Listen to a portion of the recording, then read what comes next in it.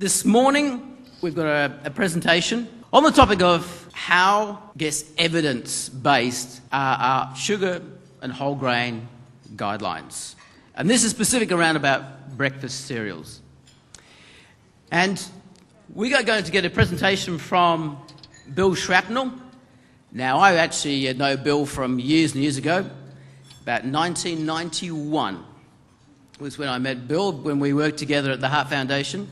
Some of you may not be familiar with Bill, but he's also the skeptical nutritionist. I mean, somebody, I think 2 days ago, said, "Bill, aren't you the grumpy nutritionist?" He said, no, the skeptical nutritionist, so he doesn't get disgruntled, all right? But see, if you Google skeptical nutritionist, Bill Shrapnel, you get his blog, and it's a blog with a lot of considered commentary on nutrition, and well worth reading.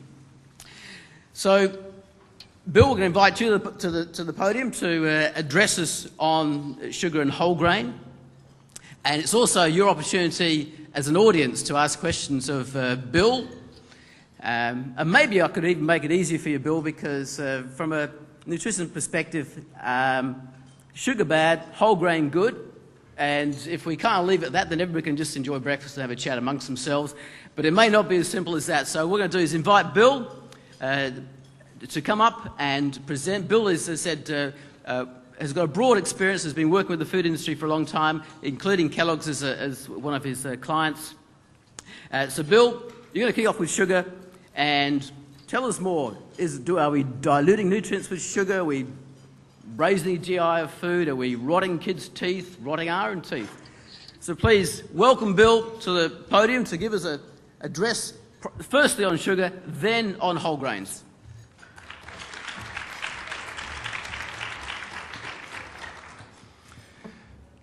I think Glenn said somewhere in there that he was going to make things easy for me. He's actually told me that he's not going to make things easy for me and he's going to interrupt all the way through. So I think that's going to be the dynamic that we get this morning. Just to start off on this topic, I'd like to just have one slide on sugar itself and sugar intake in Australia. Now, there is a general perception that our sugar intake is increasing at present. So I'd just like to draw your attention to this data that Alan Barclay and Jenny Brown Miller put together, showing trends in sugar consumption in Australia since 1980. And their data indicated a gradual fall over that time. Now, in the same paper, they had the United States data, and it was showing a gradual increase over that time. So I think a lot of our thinking around sugar is what's going on in the United States, and it looks like the situation here might be different. But the question we want to address today is really how relevant is the sugar content of breakfast cereals. First off, if you had to pick a figure, in children's diets, how much of their dietary sugar comes from breakfast cereals? Anyone got an idea? 20%? 15%? 4% of children's sugar intake, on average, comes from breakfast cereals. So the intake of sugar from this source is actually very low. So if you're concerned about total sugar intake and doing something about it, whether you get much bang for your buck through breakfast cereals is a moot point. I want to talk about dental decay first, because in the literature reviews that have been done for our latest dietary guidelines, the only real negative around sugar that came up was in relation to dental decay. So let's just address that in the context of breakfast. Now, in that image of breakfast you can see there's a variety of foods which I suppose we typically eat for breakfast: orange juice, bread or toast, breakfast cereals. There are some berries sitting on the cereal there, looks like strawberries and blueberries. There's milk, and there's a hot beverage, maybe with some sugar in it. What do all of these foods have in common? And the answer is fermentable carbohydrate. So all of these foods are potentially cariogenic. If you like, breakfast is potentially cariogenic. So just bear that in mind. I think it's sometimes unfortunate that as dietitians we sometimes look at this array of foods and say, well, I'm going to ignore all the starch And I'm going to ignore the naturally occurring sugars in the juice and in the berries and in the milk, and I'm going to focus on the added sugar. Well, the reality is, if you took the added sugar out of this breakfast, you still would be left with a collection of foods that were potentially carcinogenic.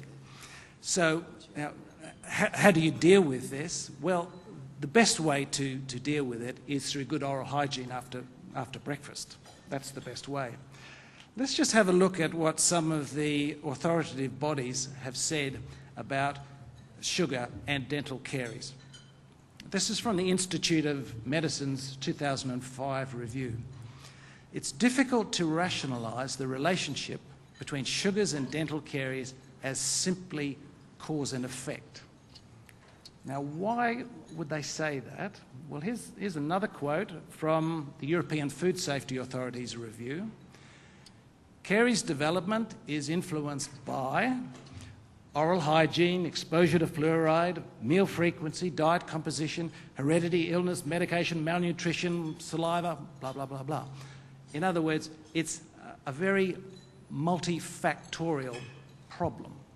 And in modern developed countries like this one, dental decay is not a disease of sugar, it's not a disease of carbohydrate, it's actually a disease of socio-economic disadvantage. 80% of the dental decay in Australia occurs in 20% of the population, and that's the most disadvantaged part of the population. So it's really an oral hygiene issue. Okay, let's talk about nutrient density now, because one of the common arguments against consuming added sugar is that of nutrient dilution. Now, intuitively, this makes a lot of sense, because if you're consuming a lot of sugar, if you like, a lot of empty calories, and are displacing nutrient-rich foods, what is going to happen? The nutrient content of the diet will fall. Now, having said that, I'd just like to put this comment from, again, it's the European Food Safety Authority report on sugar. I'd just like to read this. Observed negative associations between added sugar intake and micronutrient density of the diet are mainly related to patterns of intake of the foods from which added sugars in the diet are derived, rather than intake of added sugars per se. Now, I just want to explore that a little bit and see what they're going on about there, because they're saying it's not the sugar per se, it's actually the pattern of intake of sugary foods. Now, let's see what they're on about. And to do this, I'm going to use a model that Professor Manny Noakes and I developed to assess the nutritional quality of carbohydrate-rich foods. And in it, we assess foods according to their nutrient density and their glycemic index. Now, I want to primarily focus on nutrient density today, which is across the x-axis here. So essentially, if a food appears over here in the blue area, it's of higher nutrient density. If it's on the left-hand side of the screen, it's of lower nutrient density.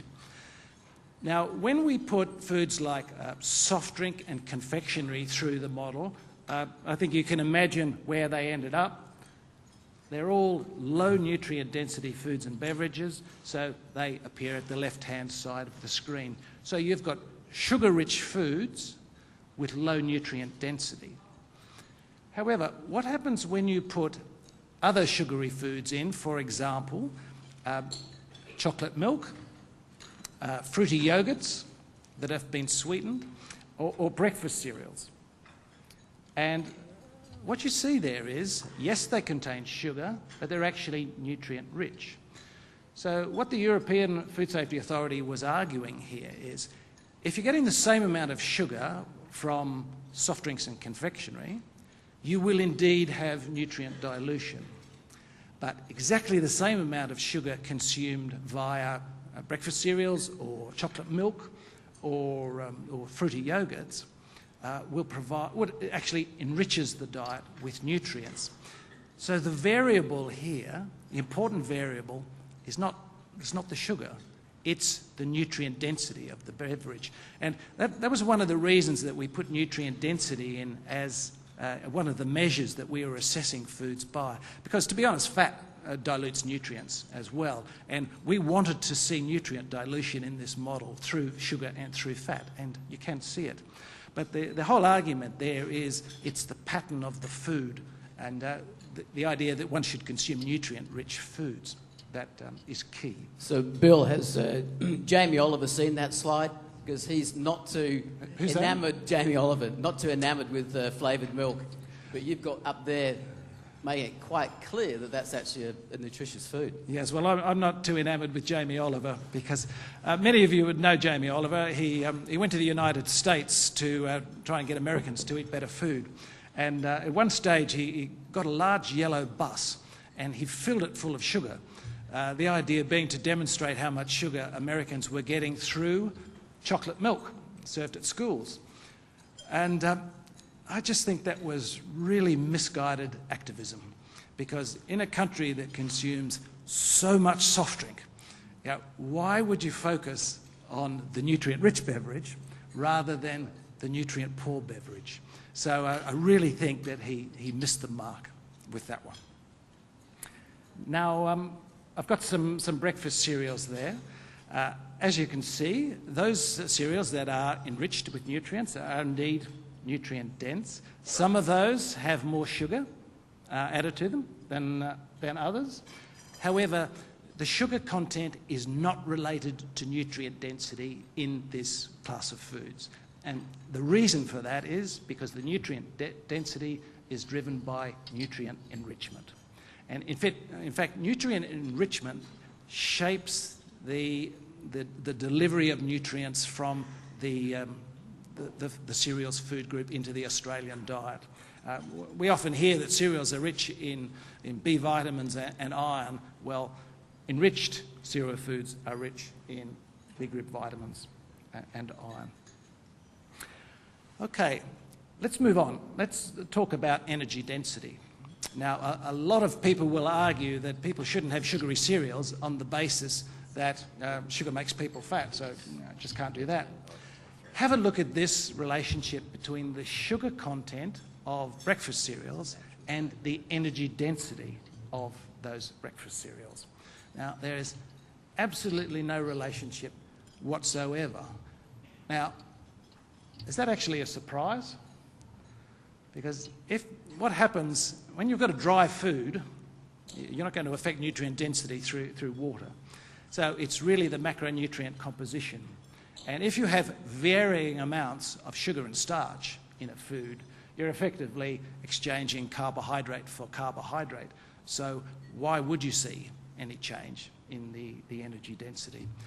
The fact of the matter is there's absolutely no relationship. Bill, before you go on, Bill, sorry, I'm over here on your right. We have a question for you. Yes. Just a question about fibre. It appeared at a glance that fibre wasn't included in the nutrient density equation. Yeah. Yes, thanks for that. In fact, with the nutrient density scores that we developed, fibre was included in the cereal food group as a distinguishing nutrient. Now, because fibre is not necessarily an essential nutrient, that was to some extent controversial, but we thought it was best considered as a nutrient, and it was one of the 6 distinguishing nutrients of the cereals group. For all of the foods or the food groups that we ran through the model, we identified 6 distinguishing nutrients. So in cereals, they were sort of the B vitamins, iron and fibre. With fruits, it was folate, vitamin C, fibre, and what have you. So fibre is certainly built into the model. But I'd actually like to pick up on that point a little bit later in the talk, because that's an issue that comes up a little bit in relation to this, and I've actually sort of teased things apart a little bit more further down the track. Okay, now just while we're on the issue of body weight, I would like to just highlight a study that was done in the United States. So this was a cross-sectional study which sought to look at the added sugar in the diet and whether it was associated with weight measures in children. Now this was using N. Haynes data. So the weight measures that they looked at, body weight, BMI, waist circumference, and some skin fold measures. And which ones were sugar related to? Well, it wasn't related to any of them. And this is not an atypical finding. In fact, this is what you tend to find when you look at sugars, especially in solid foods. Sometimes when you look at the relationship between sugar in solid foods and body weight, there's actually an inverse relationship. So we need to be very careful in the whole sort of sugar debate, because people look at the soft drink data and say sugar in soft drinks, it's a problem. Well, sugar in a liquid form that has no nutrients is very different from sugar in a solid food that's nutrient rich. So the relationships are different. So we just need to be a little bit careful there. But associations between sugar and body weight measures in solid foods, they tend not to be there. Have a look at the American Dietary Guidelines review on this topic. They said there was so little data for them to go on. They said, well, we'll focus on soft drinks because at least we've got some data there. What about glycemic index? Now, is the sugar content of a cereal food related to its glycemic index? I actually think glycemics is gaining in importance. It's been one of those controversial issues over really a decade now. But I think following the Diogene study, which showed that GI was relevant to weight management, I think it's gaining in credibility as an issue. But when it comes to whether sugar content affects GI, there's your answer. There's really no relationship between the sugar content in a breakfast cereal and its glycemic index. Again, you're in a situation where varying amounts of sugar and starch in food, you're getting very little change in the glycemic response to these foods. Okay, so Glenn, at this stage of the game, are we ready to move on to whole grains, or would you think we need a bit of discussion? Well, it'd be nice to get some comments. If there's anybody got a question or comment about sugar content of breakfast cereals, because it's one that is contentious. We know that the public tend to look at the sugar content on a breakfast cereal label. I eat Just Right every morning, and even on there it's got that Just Right is about 30% sugar. And I guess within the consumer's mind, that means 30% added sugar. And will I let my kids, would I eat that myself, always comes up. So we've already got a question here. I can sense it already. No, but that's one area that comes up, and it's an area of confusion. I wonder, and it's difficult to get across as dietitians too. I'm thinking on a similar theme. Could you comment at all about the sources of the sugar in the cereals and whether that's making a difference, certainly to nutrient density with dried fruits and such? Yeah. Well, I think it's variable because, of course, in cereal products, it can come through fruit and it can be added, but the nutrient density is largely driven by nutrient enrichment. So that's the key thing. We should also remember that, contrary to our perceptions, a lot of fruits, especially dried fruits, aren't that rich in nutrients. And sultanas is one example. It's because grapes aren't particularly rich in nutrients. And apple is another fruit that's not particularly nutrient rich. They're out there. Our perception of all fruits is that they're nutrient rich, but the reality is quite different. Glenn, you said this was a contentious area.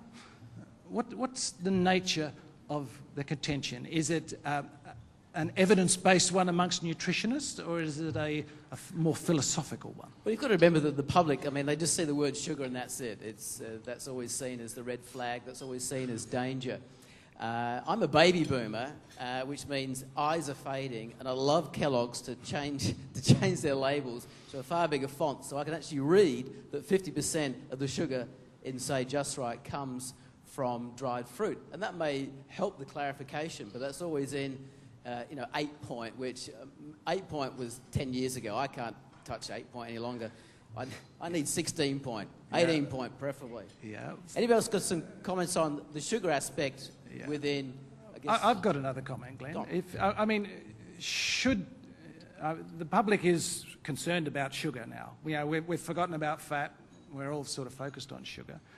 What about dietitians? How should they approach it? When you look at a food like a breakfast cereal and the sugar content is unrelated to the nutrient density, the glycemic index, the energy density, what health parameter should we be concerned about?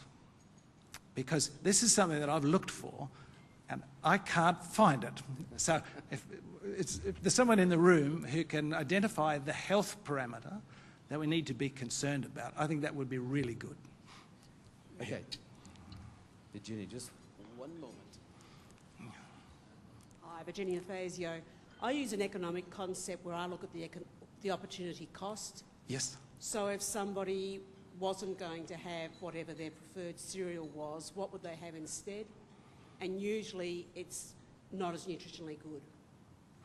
Yeah. So I like to look at what the comparison is before suggesting a change of removing cereal or their preferred cereal, what would they have instead? So if they're going to swap out to a white toast, you've not made any improvement at all, you're possibly much worse. If the cereal was one of their major sources of iron and B group vitamins for the day, and you swapped it out to something else, you're worse. So I look at what the alternative would be, rather than taking... And it's often worse, is it? And it's often worse. Yeah, yeah. Well, I and you might do, is there a better choice of cereal? You're low in fibre, could you choose a higher fibre cereal? Yes. Or you're low in this, could you choose something else? Yes. So I'd take the opportunity cost the other way, but not just be a black and white, chop it out. Yes, I think that's an interesting line of argument. I suppose I would add, though, if one is having breakfast cereal, one is by default having breakfast, and that's positive. Breakfast cereals also facilitate the consumption of milk, and I think... And that's part of the opportunity cost. But if they took their cereal out, what would they have instead? If it's no breakfast, if it cuts a serve of dairy out of the day, then you're losing. Yeah. And making that simplistic recommendation isn't a nutritional plus for the day. Yeah, excellent. Yeah, thanks. Has anyone else got a strong view on what the health negative is from the sugar content in a breakfast cereal? What benefit does one get from varying it?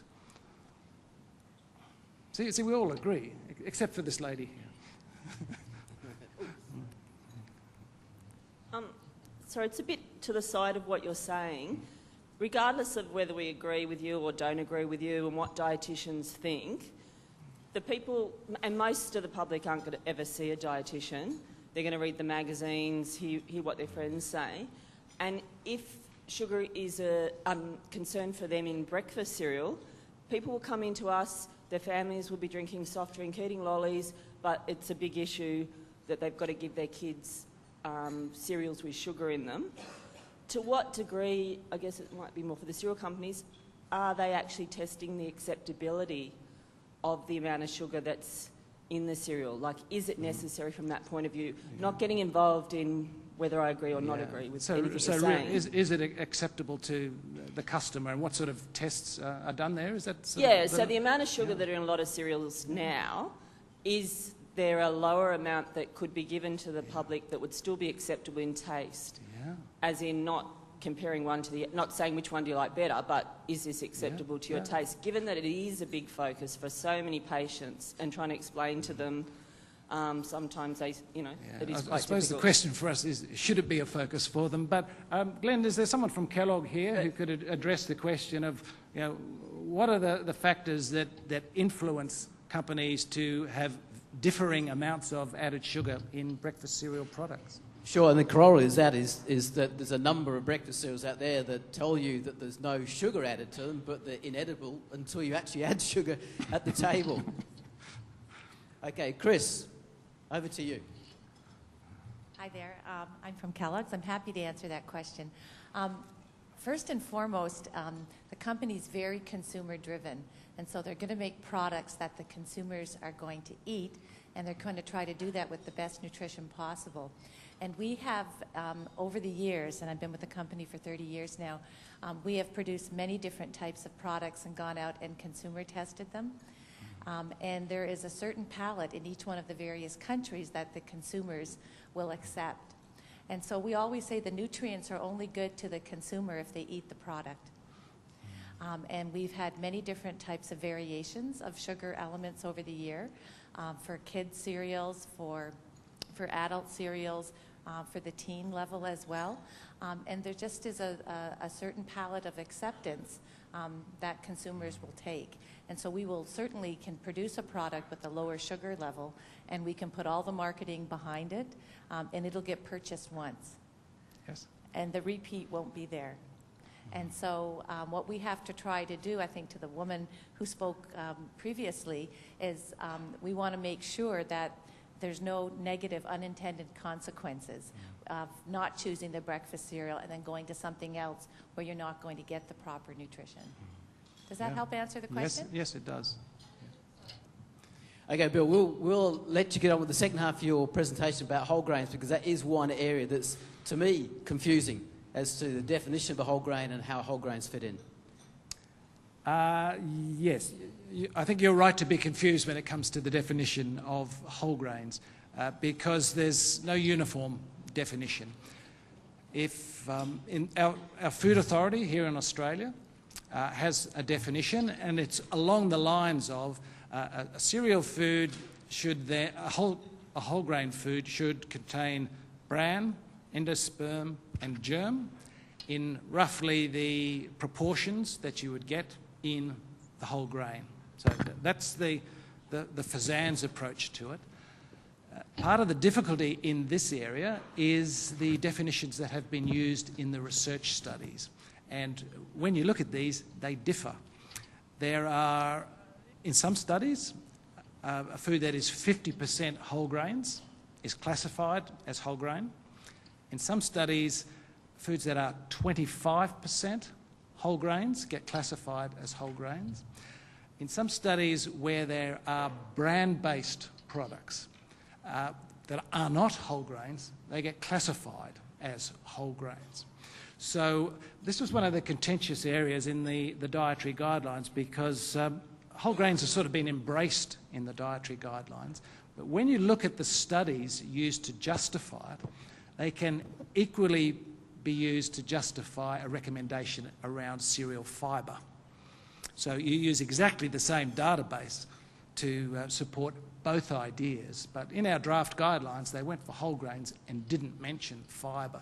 And I think quite a few of the submissions, including one from DAA, as I recall, actually recommended they encourage the use of whole grain or high fibre cereal foods. But that issue of definitions is an important and a rather contentious one. So when you look at all the whole grain data, we're not going to see much of that today, but when you look at it, just bear in mind that the definitions behind this are a little bit wobbly. Now, I have to confess that I am a little bit more cautious about whole grains than I was, say, 5 years ago, and I'll tell you why. I've always had an interest in diet and coronary heart disease, and when those large prospective studies came out indicating that whole grain consumption was associated with reduced risk from coronary heart disease, that was new and very exciting.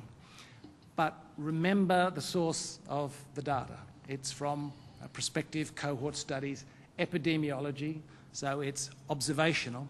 And the difficulty with this sort of study is that you don't really know whether eating whole grains makes people healthy or whether healthy people eat whole grains, because you don't know, you can't separate out those issues from epidemiology. You're just observing it. And there's always the issue of confounders. And epidemiology is renowned for sending false signals. You know, one of the most remarkable was vitamin E. Everyone at Harvard was taking vitamin E because they were so convinced of their data, but intervention trials proved it didn't work. So we've really got to go beyond epidemiology and look to intervention trials if we want to explore a mechanism by which whole grains prevent heart disease. And this is where the problems have arisen. Now, you all need to read this study. this was an intervention study. So the control group had refined cereals, the intervention group ate whole grains. Now, what they were trying to do was to identify a mechanism by which whole grains reduce the risk of coronary heart disease. So they looked at all of the sort of parameters that you would normally look for. You know, did it have an effect on body mass index or percent of body fat or waist circumference? Did it affect blood lipids one way or another, or blood pressure, or glucose or insulin? And they also looked at endothelial function, you know, whether the blood vessels are dilating and contracting the way they should, coagulation and inflammation. And so which of these parameters did whole grains affect? Well, there were null results for all of these. So there wasn't one where there was a statistically significant benefit or effect. Now, this included inflammatory markers. Now, markers like CRP or C-reactive protein are a kind of a measure of underlying disease or underlying disease risk.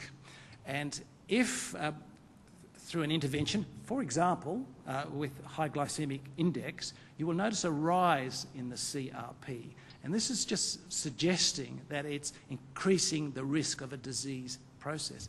But even in this study, there was no effect on C-reactive protein, no effect on underlying inflammation whatsoever. So this is why I'm sort of a little bit, I don't know where I am with whole grains, because we've got this favourable looking epidemiology, but when the intervention study that was designed to identify the mechanism was conducted, we got nothing. So I expect there will be more hypotheses developed, and people will test this issue further.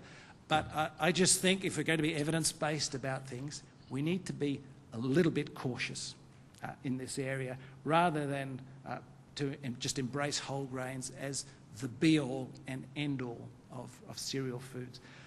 My approach to whole grains is they have some very positive qualities, but they have some shortcomings. And I think with more refined cereal foods, they have some shortcomings, but also some positive qualities. So just with that view, I'd like you to see what happened when we put whole grain foods, these are unenriched whole grain foods, through our model. And this is where they end up. Now this quadrant here, number 4, I've got a cursor, quadrant number 4 here was this one. Now we identified this as the lowest quality quadrant, because the foods that fell down in this quadrant were those that had low nutrient density and high GI. And what you see there is that some whole grain foods fall in this bracket. Look at brown rice, you know, deep in quadrant 4. Sure, these foods will contain fibre. That's driving their nutrient density to some extent, but you know, they're not the be-all and end-all. If you look at enriched foods, now here we've got breads and cereals. Some of these are whole grain, some of these are refined. However, they're all got better nutrient density because of nutrient enrichment. So in this group here, it's not whole grainness that is driving the nutrient density, it's actually the nutrient enrichment. So in our dietary guidelines, I think the term is used, highly nutrient dense whole grains. Well, not necessarily. They may be highly nutrient dense, they may not be, largely dependent on enrichment rather than whole grain status. Now, whole grains are a great source of fibre, of course, but let's look at the relationship between the fibre content and the whole grain status of foods. And as you can see, it's not a particularly strong relationship, and I'll just point out a few things. I'd like to point out there are some foods that have 100% whole grain foods, but they are relatively low in fibre. So these are all breakfast cereals. And at the other end of the scale, you've got some foods that aren't whole grain at all, but they're very rich in fibre. So this gets us back to that issue of, well, should we promote whole grains or should we promote dietary fibre? I think for bowel health in particular, it's all about fibre rather than whole grain status. But I'd just like to highlight that point, that really fibre and whole grains aren't the same thing. And we can get, if fibre is driving the benefit, there are some foods that aren't whole grains that are actually very useful. Another thing that I should point out is that issue that I mentioned before about the GI of whole grains. As you can see, it varies quite a little bit. Rolled oats and wholemeal pasta are quite low in GI, but there's a group of foods there that are quite high in GI. Now, if GI turns out to be an important factor, we do need to bear in mind that some of these foods have a high GI. I can remember Professor Jim Mann of the University of Otago, who's very into diets for diabetes. He told me one time that a lot of the problems that his patients had were with wholemeal bread, and this is because it has a very high GI. So it just comes down to there are varying dimensions of goodness in whole grains and refined grains. Bill, before you go on, I mean, that kind of flies in the face of the naturalist view of the world. I mean, you've just destroyed the lives of every Zen macrobiotic on the planet. I mean, there's people who just love their porridge because it's au natural. I mean, you have to, I guess we'll need to relate to the fact that there are a number of people who will kind of dismiss what you've been saying because we're all looking for minimally processed or unprocessed foods, and brown rice and oats kind of fit into that. So you can see that for us as dietitians, there will be some conflict there where there'll be people say, look, I much prefer going au natural. I think all of us have a philosophy of food, and it probably varies a bit around the room. But I also think that we need to be very careful, because dietitians are often criticised for their advice not being evidence-based, and I would say probably too philosophically based. But really we are defined by our science, and I think the key for us is to say, well, if I'm going to recommend, for example, a whole grain or the sugar content, on what basis do I do it? And I really think we need to explore that and look at the objective dimension. Because if we want to get into the philosophy of food, you can really argue anything you like according to the philosophy. However, if someone says to you, I want to know what science tells us about that, well, that should be why they come to us. There's a question over here. That should be why they come to us, because we're supposed to be the people who can be objective and tell people where the facts are as we know them. Yeah, over to you. Yeah, my name's Stelios. I'm from Adelaide in private practice. What can you say of the satiating effect of whole grains versus refined cereals? Yeah, to be honest, I don't have a strong view on that, whether there have been relevant studies that have been done. Is anyone else in the room? I know Joanne Slavin is here somewhere. Joanne, can you buy into that one? Yes, we've got very fortunate here to have Professor Joanne Slavin. She's from the University of Minnesota. She's done 250 publications, but the important thing is she worked on the 2010 American Dietary Guidelines as part of the advisory panel. So, Joanne. Thank you. Yeah, I think it's a good question. But if you look at the satiety studies, whole grains typically don't have a large effect on satiety compared to refined grains. We just did a study where we compared brown rice to white rice, and then we compared it to a glucose drink. And both the rices were more satiating than the drink, but there were no differences between the two rices. So I'd say, fiber has a role, protein has a role, but even those data, there's a little bit of conflict in that data. But overall, I would say fiber is more satiating in a food system as opposed to just whole grains. Well, that was lucky. She's just done the study, so there you go. Thank you indeed. Right. So just to conclude on this area, with the model that Manny Noakes and I developed, we're looking at sort of dimensions of goodness. So we're looking at both whole grains and sugar in, for example, breakfast cereals. And we're looking at dimensions of goodness. So we looked at the nutrient-rich side of things. We looked at the GI side of things. Some foods have both these qualities. Some foods have neither. There was a question earlier about fibre. And people have said to us here, well, surely fibre is a different dimension. You know, you shouldn't put it with nutrients. It's a protective dimension. So fibre or whole grains, put them together, maybe that should be teased out a little bit. Personally, I don't agree with that, but let's do it anyway. So if we were to take another model which considered whole grain or high fibre as a separate dimension, it might look a little bit like this. Let's just consider some cereal-based foods and where they would sit. Now, well-known Australian breakfast cereal, Wheat Bix, ticks a couple of boxes there. I think everyone in the room would be comfortable recommending such a cereal food. Now, other similar sort of breakfast cereals, like Vitabrits, lower in nutrient density because it's not nutrient enriched, but still whole grain, so I think we'd recommend that. We mentioned brown rice, actually quite a nutrient-poor food, but you know, it's fibre-rich, so I guess we'd be comfortable recommending that. Rolled oats, I think we're still comfortable there because it's ticking a couple of boxes. Low GI, fibre-rich. Plain pasta, I guess that's okay. Quite nutrient-poor as a food, but it is low in GI. So I think for most of us, and in most healthy eating guidelines, we give that one a tick.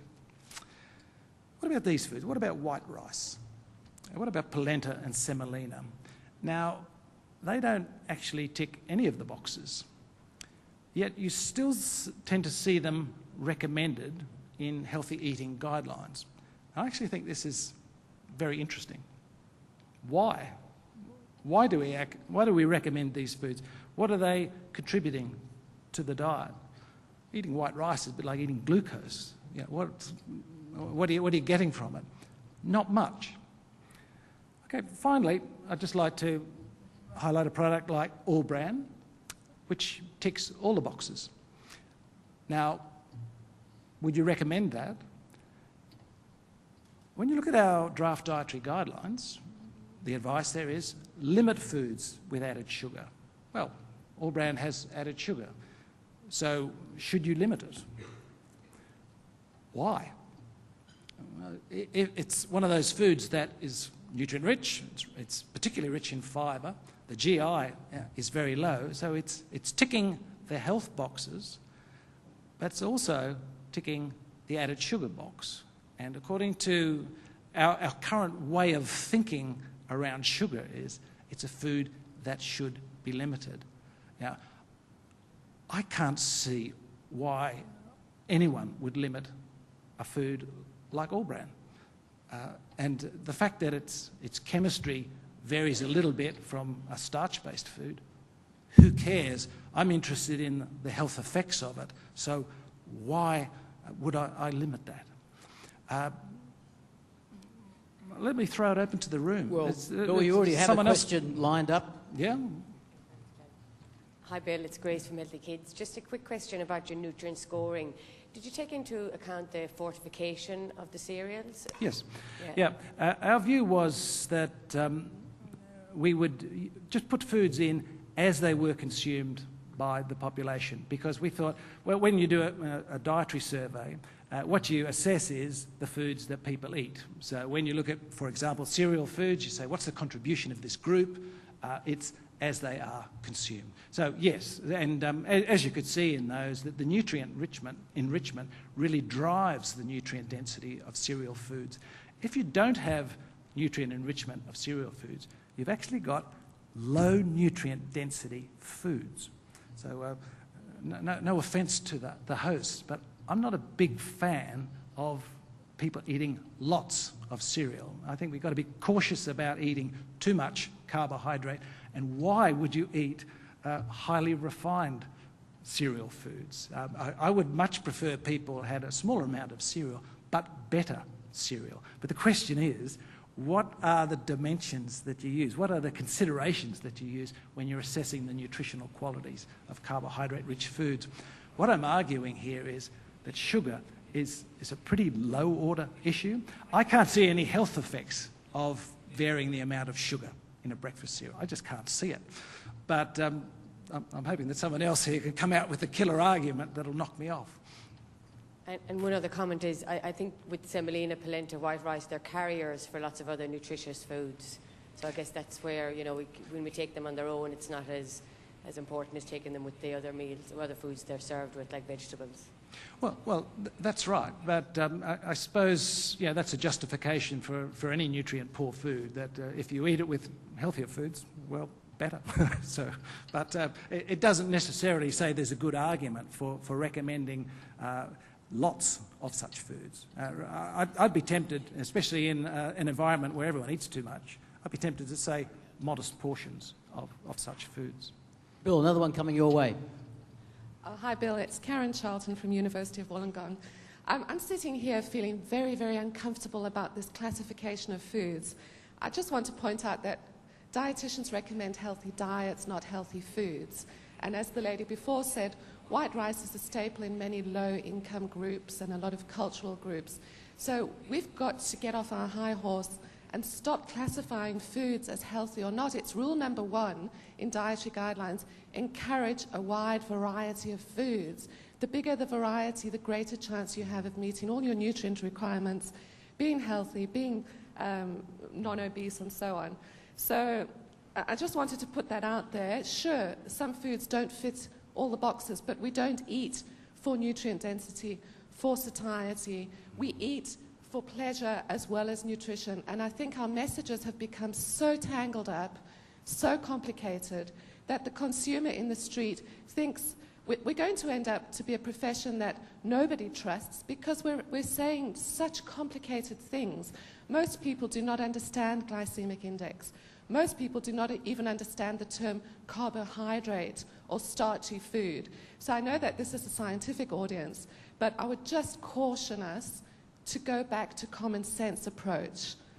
And it's not really a question, it's more of a comment. Yeah. Yes, and a good comment too. Bill. The model that we developed is obviously intended for nutritionists. The key driver was the new understanding of the relationship between, or the similarity in coronary risk between saturated fat and carbohydrate, which suggests that really we need to eat less carbohydrate than we have in the past. The question that we were trying to answer is, well, if we are to eat less carbohydrate, which foods should we focus on retaining in the diet, and which foods should we focus on lowering?